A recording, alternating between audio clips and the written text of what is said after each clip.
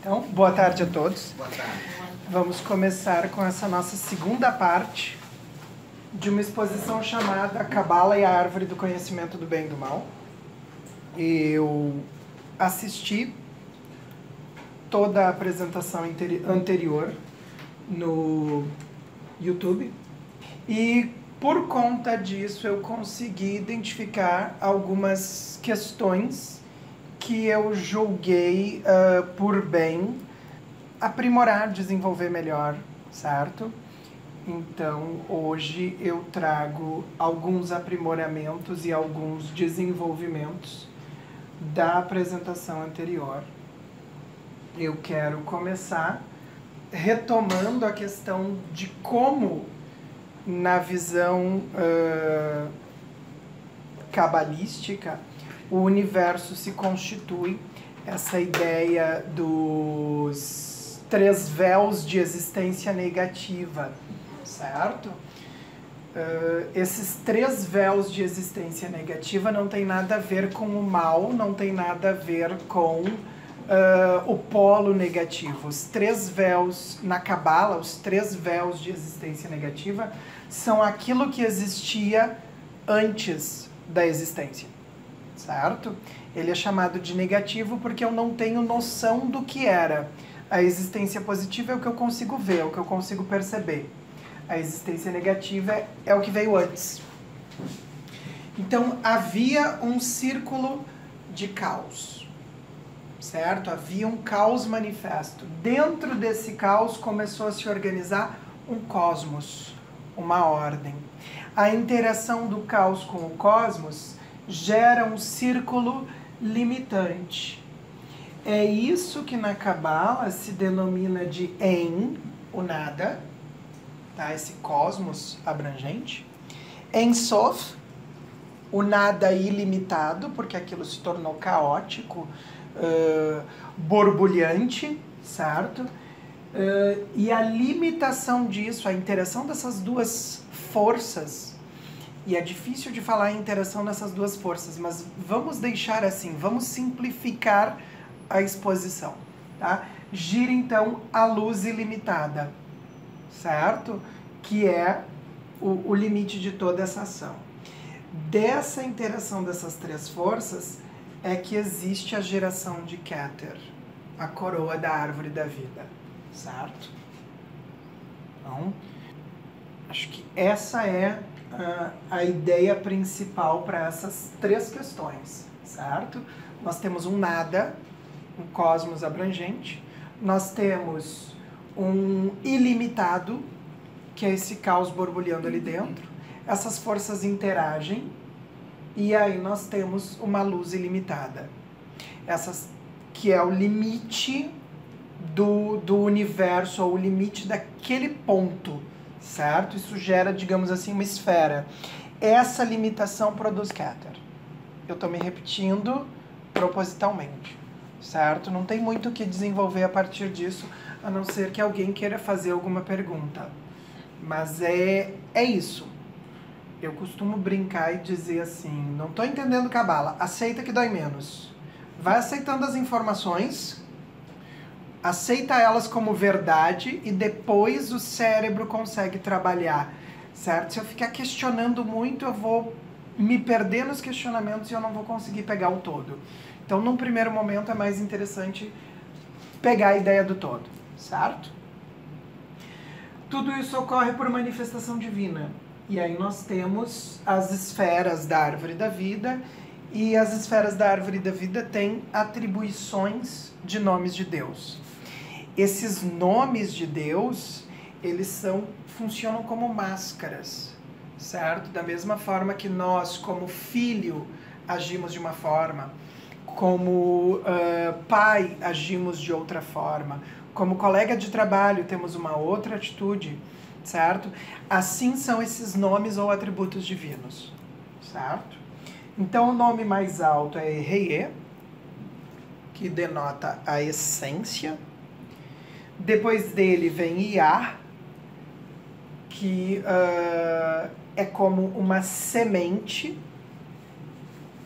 O terceiro nome é El, que denota poder, força, e a partir daí surge a criação. Então, a essência, a semente plantada e a força, a interação desses três gera todo o universo. Esse significa a mesma coisa. São atributos de Deus. Não o nome dele. Sim e não. É o nome, mas eu tenho que entender esse nome como atributo. Certo? São máscaras, como se fossem máscaras. Né? É muito complicado. Existem 10 atributos divinos porque existem 10 sefirot, mas os cabalistas falam no Deus único. Como conciliar isso? São máscaras, são personalidades, são etapas de manifestação. Então, se eu tenho a essência, se eu tenho o ponto mais alto, eu tenho Erreie, eu sou. Se eu tenho a sabedoria ou a força do universo, eu tenho Yah, que é a semente, que gera coisas. Né? Se eu tenho a substância cósmica, eu tenho El, o poderoso. Né? E aí nós sabemos que as 3 sefirot superiores, elas são um pouquinho deslocadas da criação, elas são superiores, elas estão para lá. Né? Depois nós vamos entender por que essas 3 sefirot superiores elas acabam deslocadas, certo? A criação mesmo começa na 4ª esfera, com o famoso tetragrama Yod-Hei Vav-Hei, certo? Esse Yod-Hei Vav-Hei, ou tetragrama, é o Deus Uno, é a representação da unidade. Tá? É um nome que se relaciona com as fases da criação. Plantio da semente, desenvolvimento dessa semente debaixo da terra, depois o desenvolvimento da planta e os frutos que essa planta dá. Isso tudo é linguagem simbólica, certo? Então eu preciso, por isso que eu digo, aceita que dói menos, é uma simbologia. A partir do momento que eu vou trabalhando com essa simbologia e que eu vou permitindo ela mergulhar na minha consciência, eu vou captando essa simbologia e isso vai se tornando mais fácil de entender, certo? Esse nome de unidade não é o nome, embora seja o nome mais importante, não é o nome que cria. O nome que cria dentro do texto bíblico em hebraico é Elohim, que é um nome de separação, certo? É um nome de dualidade. E todo o processo de criação ele é um processo de dualidade. Surge a luz e a luz separa as trevas da luz. Eu separo as águas de cima das águas de baixo. Eu separo as águas de baixo para que surja a terra. Eu separo Eva do Adão para que tenha macho e fêmea. Certo? Tudo isso simbolicamente, ok? Mas esse nome Elohim, ele é um nome de dualidade, de criação, de separação. Então, toda a criação do universo, ela se dá por separação. Outra situação importante que a gente pode observar é a questão da dualidade. Eu preciso do homem e da mulher para que surja a criança. Eu preciso do espermatozoide e do óvulo para que ocorra o zigoto e a partir do zigoto venha a criança. Eu preciso juntar a razão e a emoção para investir isso num projeto. Certo? E aí eu posso começar a pensar em todas as dualidades que me levam a criar, produzir alguma coisa na minha vida, certo? Entendidos os nomes como atributos divinos e como representação de desenvolvimento, né? Notem que eu derivo Yod-Hei Vav-Hei de Yah e Elohim de El. Eu posso entender que se é Elohim o nome ou o atributo divino que cria, que faz a criação, esse atributo divino relacionado à coluna da esquerda é o que gera toda a existência. É a coluna da esquerda que gera a existência. Tá? Porque no topo da coluna da esquerda eu tenho a mãe. Eu tenho o pai no topo da coluna da direita e eu tenho a mãe no topo da coluna da esquerda. Eu tenho a força como pai e eu tenho a matéria, essa matéria primordial, como mãe. Essa força penetra nessa matéria, a vida penetra na substância primordial e daí gera a vida, gera a existência. Binah, que é a terceira esfera da árvore da vida, é a mãe, é a matéria. E essa matéria precisa de um efetuador, de um engendrador de existência. Esse engendrador de existência é a quinta esfera da árvore da vida, diretamente abaixo de Binah, Gevurah. Por isso que o nosso universo ele é criado por divisão. Na Kabbalah, Gevurah é o grande divisor, é o grande representador da dualidade. E essa dualidade é marcada em tudo. Dia e noite, macho e fêmea, interior e exterior, etc. e tal. Aqui nós temos uma primeira tensão entre a misericórdia da coluna da direita e a severidade da coluna da esquerda.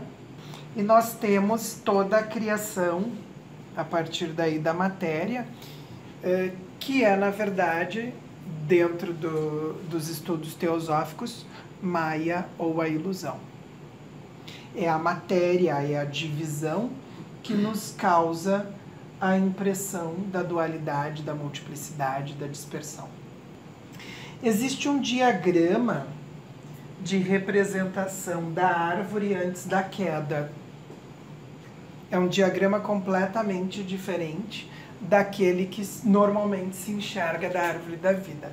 E os seus constituintes eram Keter, a coroa, Chokhmah, a sabedoria, Binah, o entendimento, Da'at, o conhecimento, Chesed, a misericórdia, Gevurah, a severidade, Tiferet, a beleza ou o equilíbrio, Netzach, a glória, Hod, o esplendor, e Yesod, o fundamento. Aí as pessoas perguntam, tá, e cadê Malchut? O reino não existia. Não existia Malchut. Nessa árvore perfeita, a realidade material não existia. A nossa consciência ela habitava em Yesod, que é o plano astral. Certo? Era uma árvore de 3 níveis, com um nível oculto. Tá? Sefirot são a representação da árvore da vida. As Clifot, como nós já falamos mês passado, são a representação da árvore da morte. A árvore da morte é a sombra da árvore da vida. Yesod, onde nós nos encontrávamos, representa o plano astral. É o subconsciente no ser humano. E é também, em linguagem teosófica, o Kama Loka, o plano dos desejos. Dentro dessa árvore, nós tínhamos um sol visível, Tiferet, e nós tínhamos um sol oculto, Da'at. É este sol oculto que representa dentro da narrativa a questão de Lúcifer, o portador da luz. Isso também é, dentro da narrativa bíblica, a árvore no centro do paraíso. Se nós pegamos a narrativa bíblica ali entre o 3º e o 4º capítulos de Gênesis, nós vamos ver que a árvore da vida estava no centro do paraíso e a árvore do conhecimento do bem e do mal também. Alguns cabalistas exploram a ideia de que essa árvore seja a mesma. Tá? Olhando para esse diagrama, nós poderíamos dizer que Tiferet seria a árvore da vida e Da'at a árvore do conhecimento do bem e do mal. As duas estão no centro. Um centro estranho, um centro diferente, mas é um centro. Nós temos um nível aqui, um segundo nível, e um terceiro nível, certo? Então nós temos 3 níveis, ou 3 conjuntinhos de 4 esferas com uma cruz no meio, representando o equilíbrio entre as forças. Da'at, uma síntese prática entre a sabedoria e o entendimento. Ele é um conhecimento formulado, adquirido da experiência. O que acontece? Quando Eva come do fruto do conhecimento do bem e do mal e partilha desse fruto com Adão, ocorre uma desestrutura nessa árvore. Tá? O desejo, que era uma coisa que se manifestava de modo tranquilo nessa consciência, e aí nós temos que olhar para Adão e Eva como representações de consciência, não como seres, um homem e uma mulher, né? Mas essa consciência dual, quando ela come do fruto, o que ela está experienciando? Ela está experienciando um desejo egoísta. A serpente representa justamente esse desejo egoísta, que desloca da árvore, porque a árvore está em harmonia. Daqui a pouco a gente vai ver como é que funciona isso. Mas a serpente acaba manifestando esse egoísmo.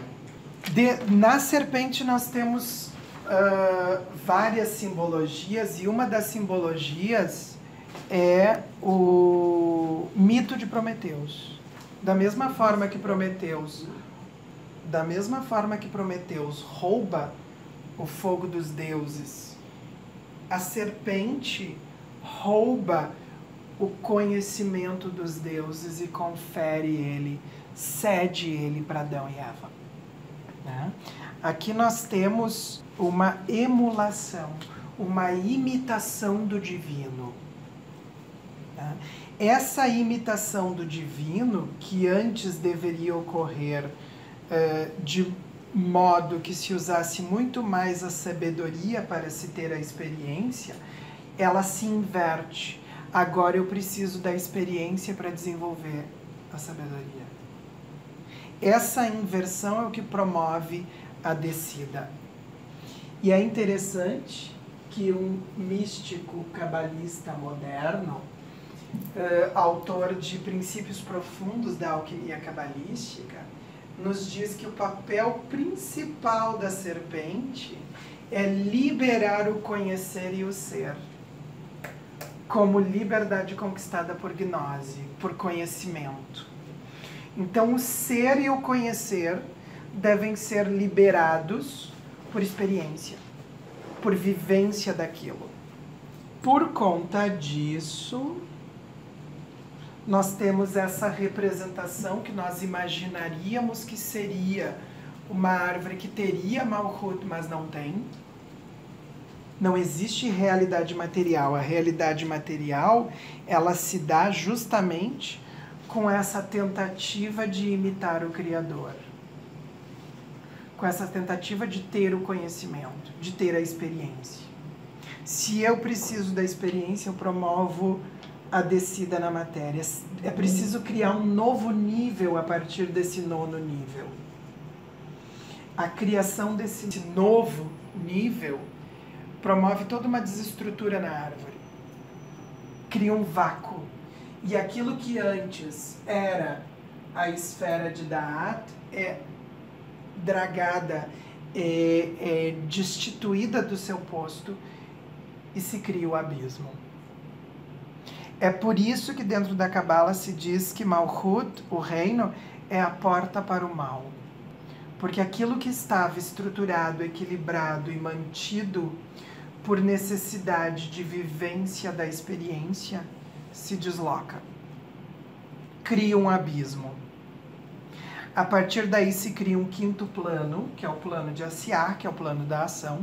Então eu tenho os planos considerados como superiores de emanação, criação e formação, os 3 primeiros mundos da Cabala. Eu tenho a sombra disso, que é as Clifford, e eu tenho a criação de um último plano, que é um plano de matéria.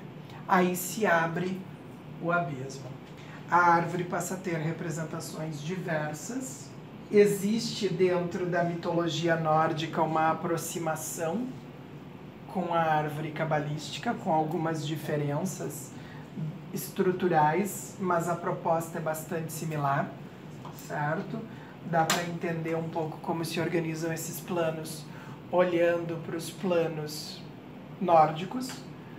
Eu também tenho essa visão num símbolo chamado Vesica Piscis, a bexiga do peixe, né?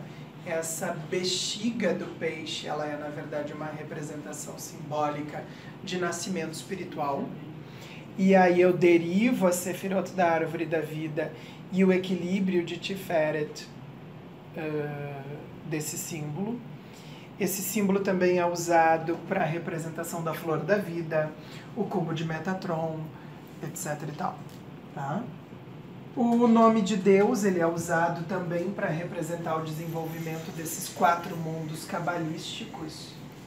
E eu especulo, então, que a representação do nome de Deus com o segundo rei apresentando um ponto seja, na verdade, a explicitação de que esse segundo rei, que representa o mundo da matéria, que representa Malkuth, como porta para o mal, como porta para o mundo das Qliphoth, das cascas, essa simbologia e representação esteja no ponto.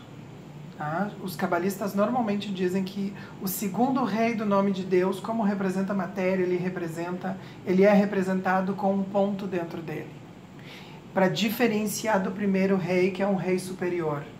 Tá? Então, o segundo rei, eu especulo, ele tem um ponto, porque esse ponto representa essa indicação do mundo das sombras. Vamos lá, então. O que são as Qliphoth? O substantivo singular é Qlifa, ou Klipa, casca, certo? Então, as Qliphoth são as cascas. O David Heinschmidt vai nos dizer que todos os fenômenos, incluindo as Qliphoth, são essencialmente puros. Ah, mas as Qliphoth não representam a sujeira, a sombra, o restolho, como nós vimos mês passado? Sim, mas eles também são essencialmente puros. Dentro da Cabala se tem a ideia de que se o mal existe com a permissão de Deus, sem nenhum questionamento. Inclusive, o anjo da morte, ele só atua, e o anjo da morte é a maior representação do mal aqui, porque ele representa a finitude, a eliminação das coisas, ele só atua sob a orientação de Deus. Claro que nós entramos em diversas questões de, será que por conta disso Deus é bom mesmo, Deus é mau? O que acontece? Nesse momento, eu não vou entrar nessa discussão, que essa é uma discussão extremamente longa. Né? Então, o que nos interessa é que todos os fenômenos, incluindo as Qliphoth, são essencialmente puros. Certo? Daí, por que ele diz isso? Porque ele fala que as Qliphoth, elas têm 3 grandes fases. A primeira fase é a fase da apresentação ou da manifestação. E aí ele coloca isso aqui como nosso movimento de libertação das Qliphoth. Nós estamos no mundo de Qliphoth, nós estamos no mundo de cascas. A nossa luz, ela está aprisionada. A primeira subfase dessa fase é a subfase do acúmulo ou da aparência. Eu me dou conta que esse universo é um universo aparente. Como é que isso acontece? Quando eu me dou conta que esse é um universo de aparências, de acúmulos, eu começo a reconhecer os hábitos e os padrões. Se eu reconheço os hábitos e os padrões, eu sei no que eu estou fixo. Isso é apenas um reflexo. Um reflexo da essência, que eu ainda não sei qual é. Na terceira grande fase, eu me dou conta da natureza e expressão dessas cascas. A minha percepção disso é a percepção de uma tempestade. Uma coisa é eu perceber a aparência, a apresentação, e não me envolver nesse processo. Tem aparência, tem hábitos, tem uma fixação nesses hábitos, mas tudo bem, eu não me envolvo com isso. Outra coisa é eu começar a perceber a natureza disso e isso começar a me incomodar. A imagem do incômodo que isso me dá é a tempestade. Da tempestade se desenvolve a nuvem. A minha percepção ela já fica embotada. Eu começo a questionar demais. É difícil trabalhar entre o que eu percebo e o que eu sou. Se torna confuso. Por conta disso surge um fogo, uma fagulha de entendimento, um mínimo de noção. E esse mínimo de noção me permite fazer a movimentação para a terceira fase, que é a fase da essência, do cerne da coisa. É onde está a luz. Isso começa com uma espécie de brilho, com uma espécie de conscientização. Tá? Mas eu ainda estou nas Clifford. É uma espécie de conscientização, mas eu ainda estou preso nas cascas. Aí eu passo para uma sabedoria dual.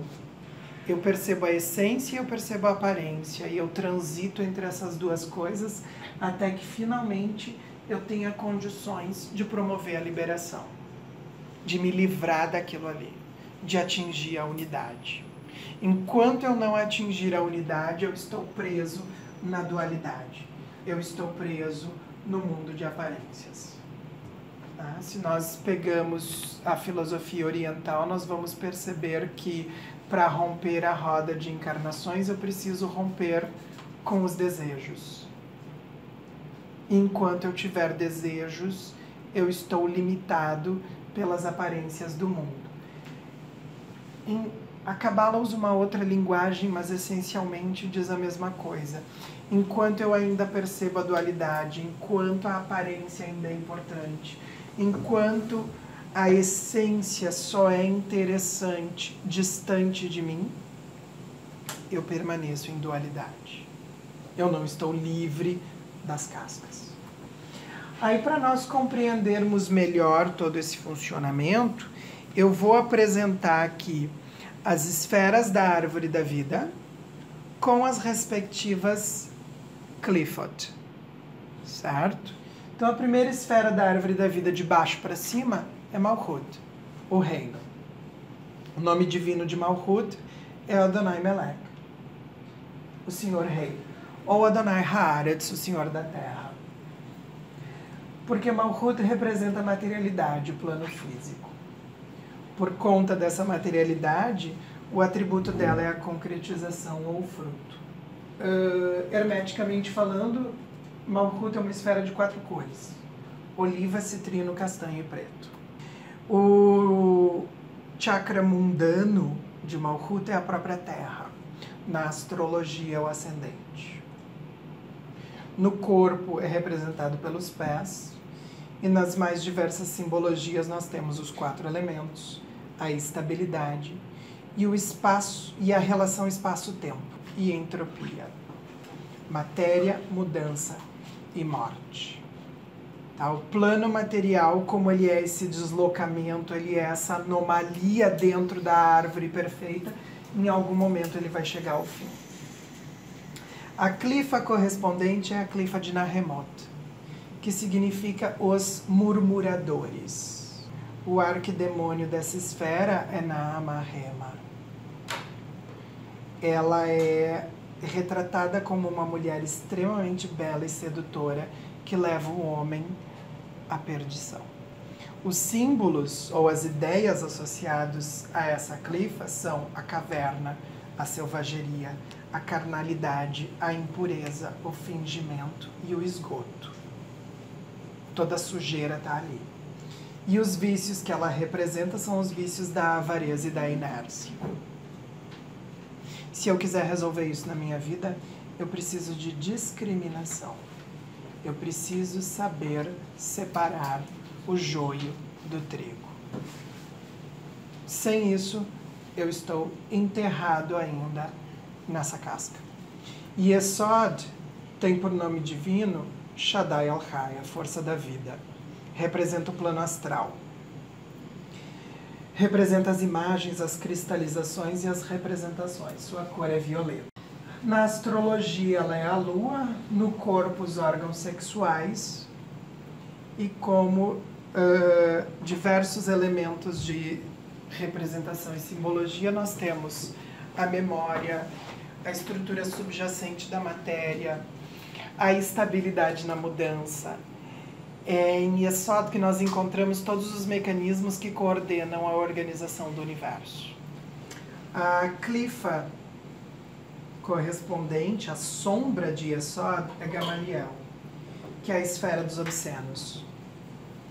Quem coordena os trabalhos, ou as forças, ou as energias de Gamaliel é Lilith, a primeira esposa de Adão, que foge do paraíso. Essa é a esfera dos sonhos obscuros, dos pesadelos, do vampirismo, dos súcubos e dos ícubos. E é aqui que nós temos a dicotomia entre Eros e Thanatos, entre o impulso para a vida e o impulso para a morte. De novo, a dualidade. A dualidade. O vício de Gamaliel é a ociosidade ou a preguiça. De todos os vícios, esse é o vício mais físico, mais material. Também é um dos vícios mais poderosos, porque se tu fores ocioso, preguiçoso, tu não vais fazer nada. A virtude para combater isso é a independência. A esfera de Hod tem por nome divino Elohim Tsevaot, Senhor dos Exércitos, e é uma esfera de verdade. É aqui que nós temos a especificidade, a forma, a reverberação, a definição das coisas. Sua cor é laranja. Na astrologia nós temos Mercúrio, no corpo, quadril esquerdo, e essa é uma esfera que trabalha com o mental inferior, o raciocínio lógico, o fluxo e o refluxo da vida, as teorias e a mudança na estabilidade. A sombra dela é Samael, o veneno de Deus, e seu regente é Adramelech. É aqui que nós temos a libertinagem, a blasfêmia, os sofismas e as tergiversações, o embuste e a insanidade. Então, qualquer traço desses na minha vida me coloca sob o vício de Samael, que é a falsidade e a desonestidade. A gente só combate isso com a veracidade. Netzar é a esfera de Vênus. O nome divino é Yud-Hei Vav-Hei Tsevaot. Temos de novo aqui um senhor de exércitos, né? A representação é a do amor unitário. É nessa esfera que nós temos a firmeza e o poder de atração. Sua cor é verde. No corpo é o quadril direito e a perna direita também. É aqui que nós temos as ideações no mental concreto, o valor, a beleza, a prática, os instintos bem direcionados. Arav Zarak, os corvos da dispersão, sob o domínio de Baal, ou Baal Tselmot, são aqueles que nos trazem a ebriedade, né, quando ficamos bêbados, o deleite, a ilusão, a guerra, a destruição e a morte. Aqui nós temos o vício da luxúria, e para combater esse vício nós precisamos de desprendimento. Aqui nós terminamos o triângulo astral, que é o plano dos desejos. Então, quando eu realmente atinjo o desprendimento, eu me livro do lado, vamos dizer assim, astral dessas cascas. Tiferet é a esfera do equilíbrio, da beleza. O nome divino é Yod-Hei Vav-Hei Elohavadat, que é o Deus, deusa do conhecimento.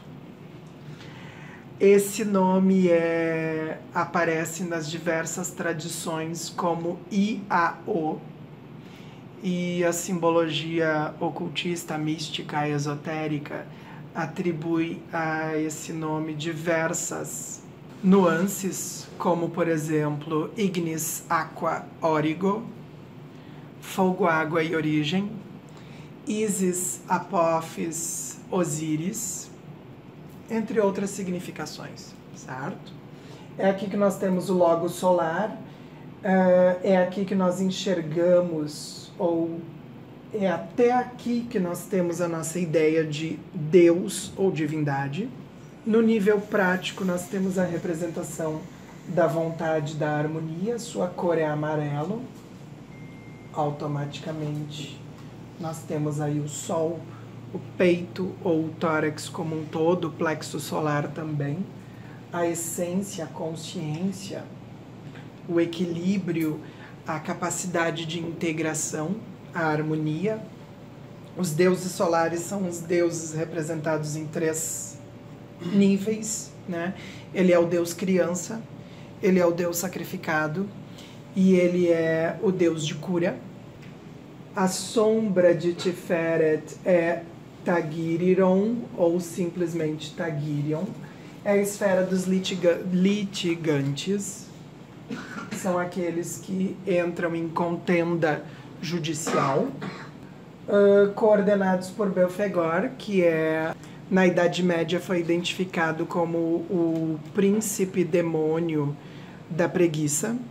Essa esfera promove em nós descontentamento, estagnação, egoísmo, individualismo, contestação e disputa. Seu vício é o orgulho. E a sua virtude é a devoção.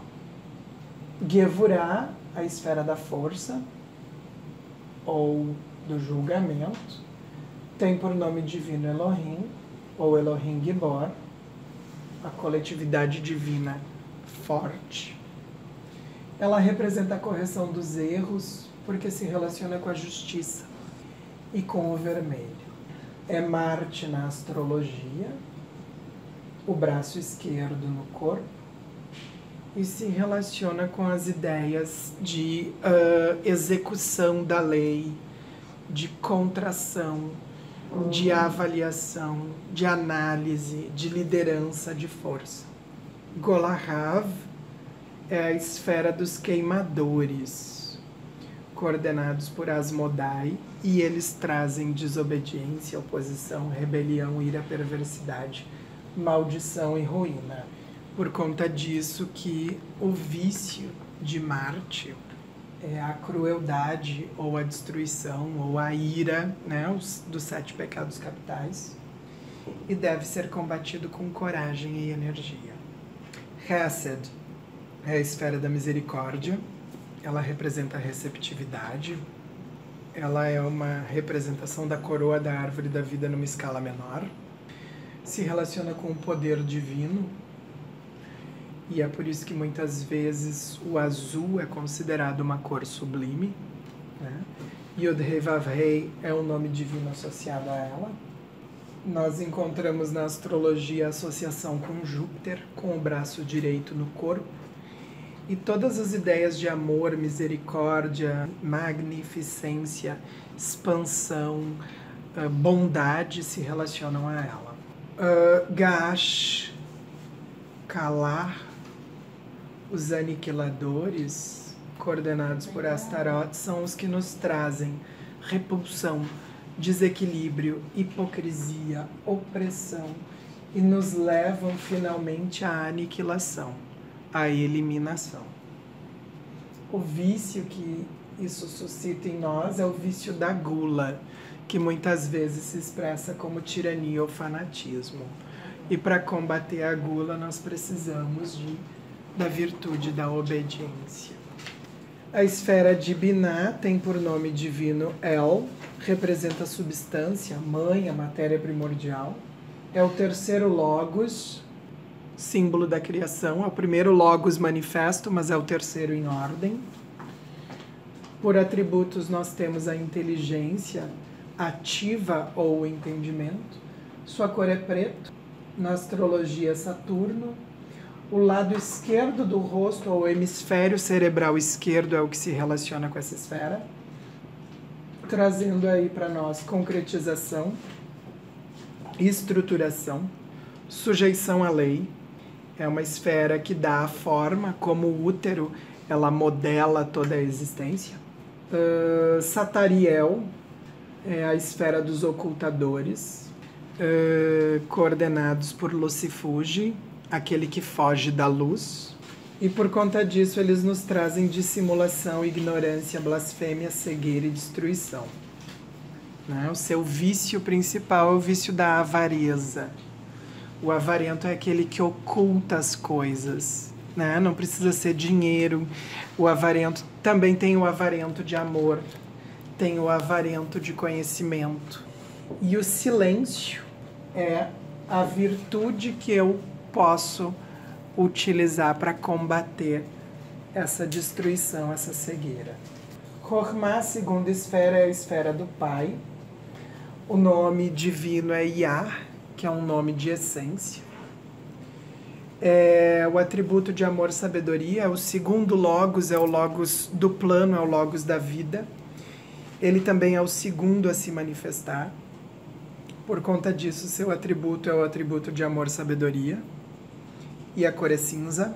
Representa na astrologia o zodíaco, mais modernamente Urano, o lado direito do rosto, ou hemisfério cerebral direito, que é o hemisfério da ideação, da imaginação, das artes, através dele que coordenamos a energia espiritual, primordial, e atingimos uma capacidade de compreensão mais intuitiva, mais calcada na sabedoria, que é aquele lampejo interior. O Giel é a esfera dos dificultadores, que sob o comando de Beelzebub nos trazem tudo aquilo que é absurdo, tudo aquilo que obstrui o nosso caminho, tudo aquilo que nos estorva, que nos leva ao delírio, à presunção, ao desperdício. Tradicionalmente não existe nenhum vício associado a isso. Tá? Os vícios aqui são os 7 pecados capitais. Tá? Então, os 7 pecados capitais, eles são as 7 esferas planetárias. Como essa não é uma esfera planetária, não existe um vício associado a ele. Mas existem todas aquelas questões ali. Mais uma vez, a virtude que se deve pôr em prática é a virtude da devoção. Ela já apareceu em Tiferet, que é o coração, o centro da árvore, né? Agora ela aparece de novo em Chokhmah. Tiferet é a esfera do Cristo interno. Chokhmah é a esfera do segundo Logos, normalmente associada também a Cristo. Keter, a coroa da árvore da vida, é o primeiro Logos, é o Logos oculto. É aqui que nós temos a mônada como centro metafísico do ser. É um ponto espiritual sensível, o nome divino é Reye, revelando essa essência, né? A vontade é o seu atributo, a cor é um branco puro, e aí para nós parece um pouquinho estranho falar em branco puro. Não esqueçam que os esquimós têm 17 palavras para branco. Sim, é em função da neve, mas isso nos faz pensar essa questão de percepção de mundo, né? E branco puro, como assim? Então existe um branco que não é tão puro. O primum mobile, os primeiros redemoinhos de vida, são associados a Keter. Atualmente se pensa muito em Netuno. O topo da cabeça, né, a coroa mesmo, é associado a essa esfera. Ela é um substrato da consciência, é a raiz de toda a substância. Taumiel, ou os gêmeos bicéfalos, são os seres que nos trazem aí separação, oposição, desorganização, confusão, teimosia, extremismo e subversão. É interessante que Satã em hebraico é o adversário, né? E Moloch é uma outra palavra que deriva ali de rei, Melek. Então seria um falso rei, né? Também não temos vício aqui, mas as virtudes são em número de 3. É a consecução, levar o trabalho até o fim, é a realização da grande obra e, acima de tudo, a humildade. Cuidado com a definição dicionaresca de humildade. Tá? A humildade, ela é uma virtude muito mal compreendida. As pessoas gostam de pensar em humildade como pobreza ou como subserviência. Humildade não é nenhuma dessas duas coisas. Eu acredito que a humildade seja a vivência com naturalidade. Eu vejo na humildade a naturalidade da espiritualidade. E é bem difícil desenvolver isso. É uma pureza de coração, é uma pureza de intenção, é uma vivência disso com naturalidade, sem ostentação, sem preocupação. É a ideia que nós teríamos, por exemplo, do ouro puro, da prata pura. Tá ali com tranquilidade. Lembra, podemos retomar essa lâmina sobre as Clifford. A serpente, ela tem um papel muito importante. Ela representa a liberação das cascas, né? A serpente troca de pele. E isso é muito interessante como símbolo, porque à medida que eu vou liberando as minhas peles antigas, eu vou atingindo a essência. Como tu disseste, a luz está aprisionada. A luz está aprisionada. A ideia das Clifford é o aprisionamento da luz. É o aprisionamento da essência, é a manifestação da aparência. E aí eu tenho essas 3 fases, cada uma com 3 subfases. Como diz o David Haim Smith, 9 é um número interessante, porque na Cabala é a letra Tet, que é a letra que representa a serpente. Inclusive, graficamente, a representação é de uma serpente mordendo a própria cauda, o Ouroboros da alquimia. Tá? Então, é um processo alquímico de liberação. Eu vou liberando as cascas, eu vou liberando os vícios, eu vou liberando a dualidade. E essa liberação passa por fases, né? Eu começo reconhecendo que tudo não passa de aparência. Aí eu vejo que essa aparência é construída por padrões e hábitos. Aí eu me dou conta que esses padrões e hábitos são uma fixação. Nós só temos hábitos porque nós temos fixações, né? Dá para pensar em escola, tu vai fazer exercício para a fixação do conteúdo e depois tu aplica a prova cobrando aquele exercício fixado, aquele conteúdo fixado por exercício. Quando eu me dou conta dessa aparência e eu olho para a natureza da coisa, o que eu tenho? Um choque de percepção, que é a tempestade. Aí eu tenho um embotamento da minha percepção. Eu chego a questionar se é, se não é, como é que eu vou resolver isso, eu não sei para que lado eu vou. E aí eu tenho esse fogo de transmissão, eu tenho essa fagulha de compreensão que me leva a um certo afastamento da aparência, né? É uma conscientização, eu entro daí no cerne da questão, uma conscientização paulatina. Eu chego até a me iludir achando que eu já me livrei da aparência, mas ainda não. Na verdade, eu estou experienciando essa sabedoria dual. Eu reconheço a aparência, reconheço a essência, mas eu não consigo ainda plenamente abandonar a aparência para viver a essência. Essas últimas fases, a liberação é mais difícil. Eu liberar o vício para viver a virtude. E talvez, nas 2 esferas mais altas, eu não tenha menção de vícios, porque o trabalho ele é muito maior. Porque quando eu tenho um vício e eu sei que nome esse vício tem, o meu trabalho está facilitado. Eu foco naquilo ali. Se eu só uso a virtude sem saber que vício eu estou combatendo, o meu trabalho é muito maior. Por isso que a noite é mais escura na última hora antes do amanhecer.